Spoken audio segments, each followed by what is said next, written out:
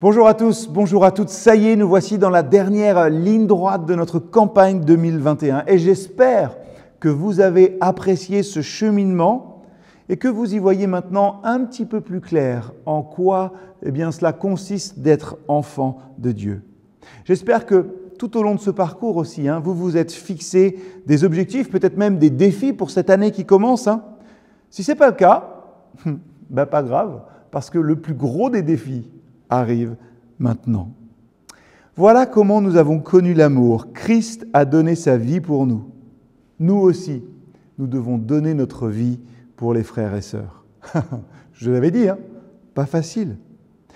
Nous allons essayer aujourd'hui de comprendre quel est notre rôle et quelle est notre responsabilité aussi dans notre relation les uns avec les autres. Et j'allais dire, le souci, c'est que notre rapport aux autres n'est pas évident. Nous avons tous et toutes été rejetés à un moment ou à un autre. Oui, rassurez-vous, ce n'est pas que vous. Dans cette vie, nous devons sans cesse connaître aussi cette douleur d'être rejetés. On éprouve même les mêmes sentiments lorsqu'on est critiqué ou rejeté par des gens à qui, peut-être on veut désespérément plaire. Et notre souci, c'est que Jésus a dit « Tu aimeras le Seigneur ton Dieu de tout ton cœur, de toute ton âme et de toute ta pensée ». C'est le premier commandement. Et voici le deuxième qui lui est semblable. « Tu aimeras ton prochain comme toi-même ». De ces deux commandements dépendent toute la loi et les prophètes. Nous devons aimer les autres comme nous nous aimons nous-mêmes. Pas facile, encore une fois. Pas facile parce que franchement, certains semblent indignes d'être aimés. Et puis, est-ce que d'ailleurs c'est possible simplement de les aimer ? Par nous-mêmes, c'est vrai, il y a des gens qui sont impossibles à aimer. Mais le Seigneur va plus loin encore et il nous demande même d'aimer nos ennemis. Quand je lis ça, moi je me dis, Seigneur, franchement, tu pousses le bouchon un peu loin. Ça fait 5 semaines que vous cheminez dans cette campagne et vous êtes, je l'espère, saisis de votre liberté en Christ. Vous savez aussi que le Seigneur ne vous demandera jamais quelque chose d'impossible. Alors oui, j'ose le dire, nous sommes libres de nous comporter envers les autres comme Dieu l'a prévu. La connaissance de notre nouvelle identité en Christ, ce 180 que cela effectue dans notre vie, c'est le fondement de notre vie chrétienne, mais c'est aussi le fondement de notre croissance vers la maturité. C'est vrai, mais c'est aussi la base de nos relations avec les autres. Alors, question toute simple, comment réagissez-vous aux critiques ? Est-ce que vous êtes du type à essayer de convaincre tout le monde, d'essayer de vous faire accepter par la domination, la compétition, la performance ? Est-ce que ce qui vous caractérise, c'est la quête de la perfection, mais du coup aussi un petit peu l'isolement émotionnel, l'anxiété, le stress ? Vous savez, le fait de dominer les autres ne fait que retarder l'échéance. Cette échéance qui est le rejet inévitable qui viendra de ceux que vous ne pouvez pas dominer ou ceux et celles dont vous ne pouvez pas dépasser les performances. Première chose. Deuxième chose, est-ce que vous essayez finalement de céder au système en abdiquant dans votre vie ? Vous êtes prêt à céder au jugement de valeur que la société ou que les autres portent sur vous ? Est-ce que votre vie est caractérisée par un sentiment d'infériorité ? Est-ce que vous avez tendance à vous dévaloriser ? Est-ce que vous êtes ultra critique envers vous, ne trouvant jamais rien qui va ? Quand on réagit comme ça, on assume finalement le mauvais jugement que le monde porte sur notre valeur. Ainsi, si on rencontre du succès ou si on est accepté, on va toujours en douter un petit peu et on remettra toujours en cause « oui, il m'aime, mais… » parce qu'on a été conditionné à douter de notre valeur en Christ. Est-ce que vous êtes un ou une rebelle ? Est-ce que vous essayez de vous rebeller contre le système en criant « j'ai pas besoin de toi, ni de ton amour, ni de ton approbation ». Alors qu'au fond de vous-même, de tout votre être, vous pensez le contraire. Vous refusez finalement de reconnaître ce besoin des autres et vous accentuez votre rébellion et votre mépris. Vous savez, les personnes qui réagissent comme ça, et je crois que j'en fais un petit peu partie quelquefois, sont caractérisées par la haine d'eux-mêmes, par l'amertume, l'irresponsabilité et peut-être le manque de discipline. Et une réaction de ce type a tendance à aliéner les autres plutôt qu'à produire ce que l'on veut. Ça a tendance à nous entraîner à plus de rejet. Il y a 2 raisons pour lesquelles nous ne devrions jamais réagir de manière défensive à l'évaluation critique et négative que le monde fait de nous. D'abord, c'est que si nous avons tort, alors nous n'avons aucune défense. Si on nous critique parce qu'on a dit quelque chose ou fait quelque chose qui ne convient pas, il faut l'accepter et dire simplement « tu avais raison, j'avais tort ». Et puis ensuite, évidemment, prendre les mesures nécessaires pour nous améliorer notre comportement ou notre personne. Deuxièmement, c'est que si nous avons raison, nous n'avons pas besoin de défense. Pierre nous encourage à suivre les traces de Jésus qui, insulté, ne rendait pas l'insulte, souffrant, ne faisait pas de menaces, mais s'en remettait à celui qui juge justement. 1 Pierre 2, verset 23. Si vous avez raison, vous n'avez pas besoin de vous défendre. Le juste juge qui vous connaît et qui sait que ce que vous avez fait vous disculpera. Pas facile, Encore et encore. C'est le 3e pas facile aujourd'hui. Mais nous nous savons graciés. Alors, nous pardonnons. Nous nous pardonnons les uns aux autres comme Dieu nous a pardonnés en Christ. Éphésiens 4, verset 32. Il nous est impossible de faire cela, de pardonner, tant que nous n'avons pas compris la grâce de Dieu. Et la grâce, c'est donner aux gens ce qu'ils ne méritent pas. Nous aimons parce que Dieu nous a aimés le premier. Nous donnons gratuitement parce que Dieu nous a donné gratuitement. Nous sommes pleins de compassion parce que Dieu a été plein de compassion envers nous. Et nous pardonnons parce que Christ nous a pardonnés. Du coup, quelles sont nos responsabilités envers les autres et quels sont nos droits ? Vous savez, quand un couple se dispute, inévitablement, l'un va s'en prendre au caractère de l'autre. Vous avez un exemple, t'es qu'un égoïste. Mais souvent, on va enchaîner immédiatement sur ses propres besoins en disant « mais tu ne m'aides jamais ». Personne ne peut entretenir de bonnes relations avec cette attitude. C'est exactement le contraire de ce que Dieu veut pour nos relations. Qui es-tu pour juger le serviteur d'un autre ? Qu'il demeure ferme dans son service ou qu'il tombe, cela regarde son maître et il demeurera ferme car le Seigneur a le pouvoir de le soutenir. Il est clair que nous n'avons pas le pouvoir, ni même que nous n'avons pas tout simplement à nous occuper du caractère des autres. C'est l'affaire de chacun et c'est celle de Dieu aussi.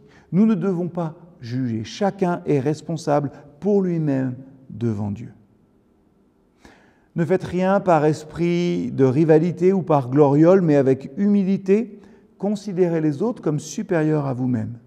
Que personne ne cherche son propre intérêt, mais que chacun de vous pense aux autres.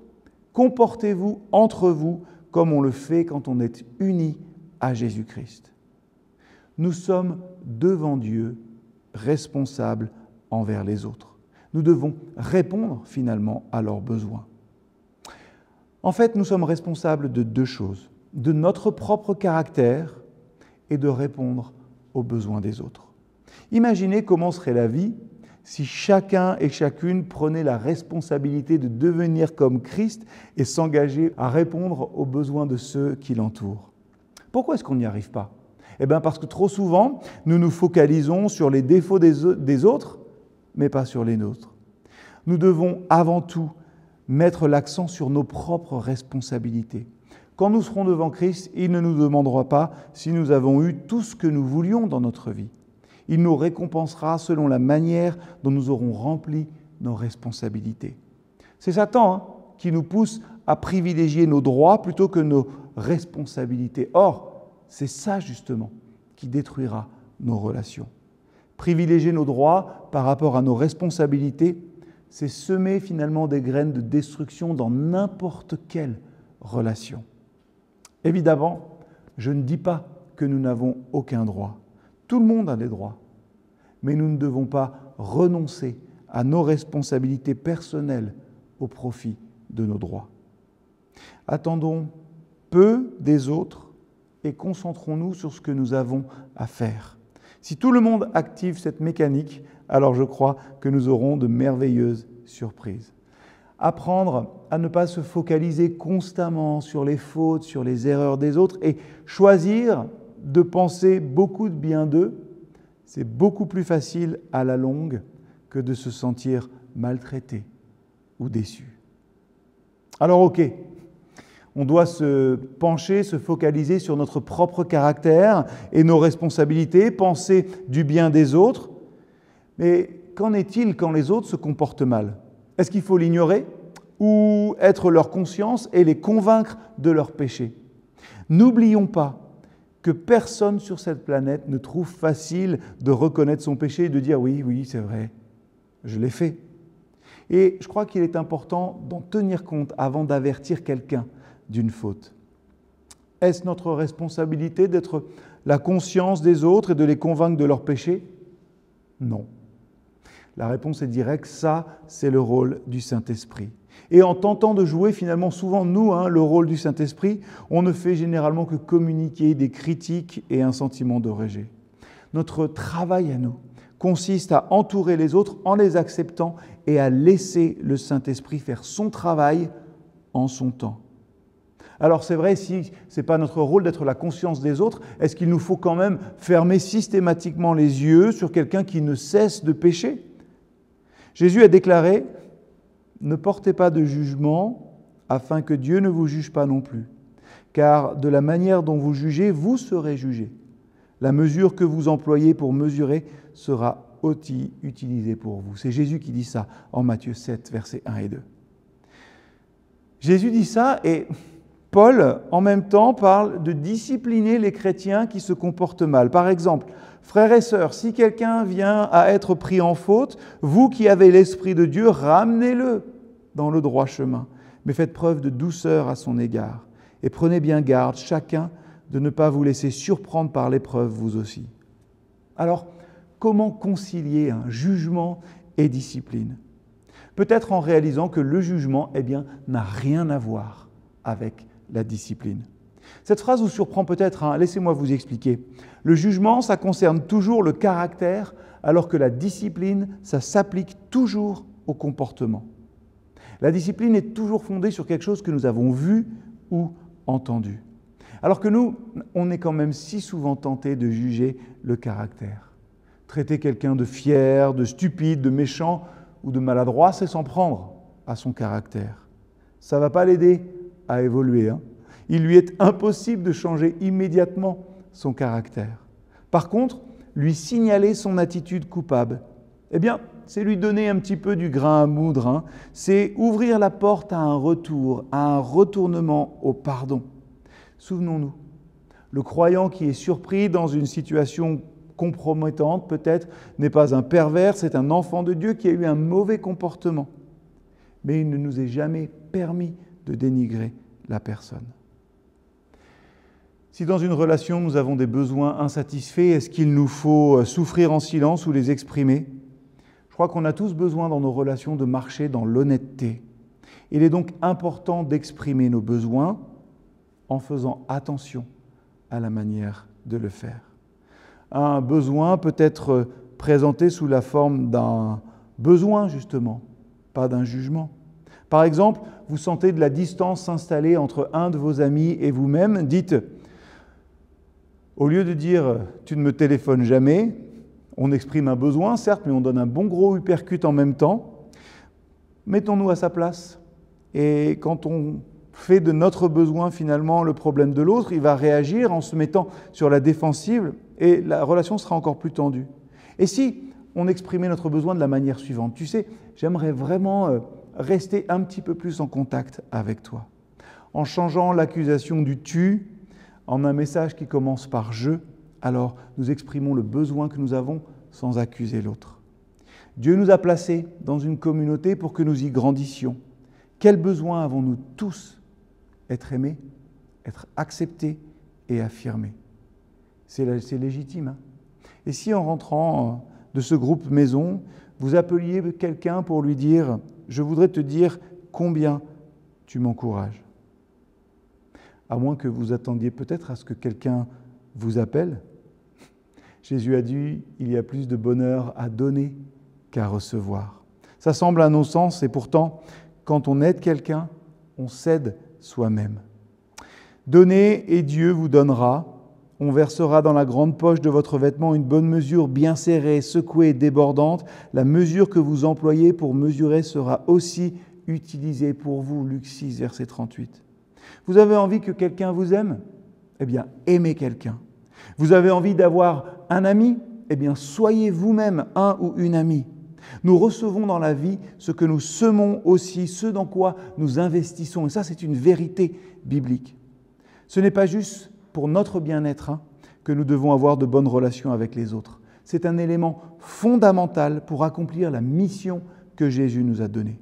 Aller dans le monde entier, faire des disciples de toutes les nations. Quand Jésus a prié pour nous, en Jean 17, verset 23, il a demandé que nous soyons un. Pourquoi ? Afin que nous devenions parfaitement un, afin que le monde reconnaisse que c'est toi qui m'as envoyé et que tu les as aimés comme tu m'as aimé. C'est notre unité qui permettra au monde de connaître Jésus. Un aspect central des relations chrétiennes, et j'en termine avec cela, c'est la formation de disciples.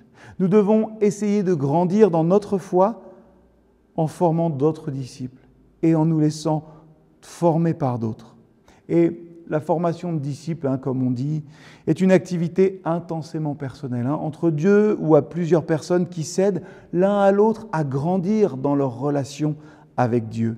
C'est concrètement ce que vous pouvez lire en Colossiens 2, versets 6 à 10.